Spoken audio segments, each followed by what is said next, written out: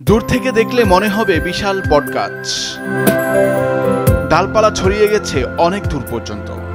কিন্তু আশ্চর্যজনকভাবে সত্য হলো এটি একটি পুরাতন আম গাছ।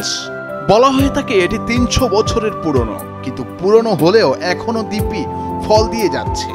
প্রায় ৭৩ শতক জায়গা জুড়ে বিস্তৃত এই গাছটি এই বছরও ১৫০ মণ ফলন দিয়েছে বলে জানান গাছটির মালিক। আম গাছের বয়স আনুমানিক ৩০০ বছর, আর প্রতি বছর ফলন ৫০ থেকে ২০০ মণ পর্যন্ত হয়। আল্লাহর মতো এইবারও ১৫০ মণের মতন ফলন ইনশাল্লাহ আসছে।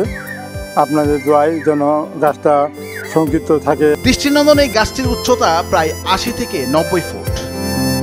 তবে এর ডালপালাগুলো বেশ অদ্ভুত, যেন অনেকটা সমুদ্রের ঢেউয়ের মতো।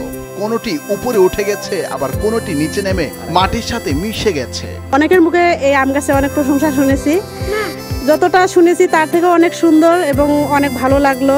এত বড় এবং ঐতিহ্যবাহী গাছ, এটা সত্য, এবং এত সুন্দর গাছ এবং এত সুন্দর ফল ধরে, এটা আমার মনে হয় আমি প্রথম দেখলাম। ঠাকুরগাঁয়ের বালিয়াডাঙ্গি উপজেলার নয়াপাড়া গ্রামে অবস্থিত প্রায় ৩০০ বছর বয়সী এশিয়া মহাদেশের মধ্যে সবচেয়ে বৃহত্তম এই আম গাছ।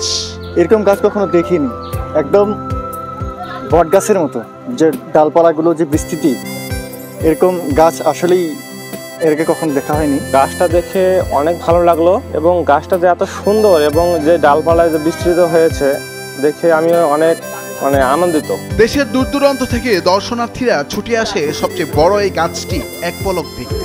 অনেক দর্শকবৃন্দ এখানে দেখতেছে, ভালো লাগতেছে, ঘুরে করতেছে, কেউ ছবি তুলতেছে, মনের সুখে আনন্দে ছবি তুলতেছে। গাছের আম খেলাম, আম খাইও ভালো লাগলো।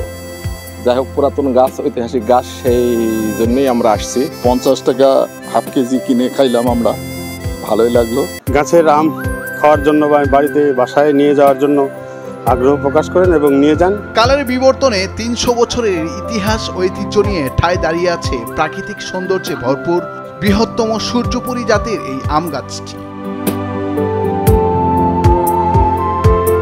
নুরুল আফসার, বৈশাখী সংবাদ।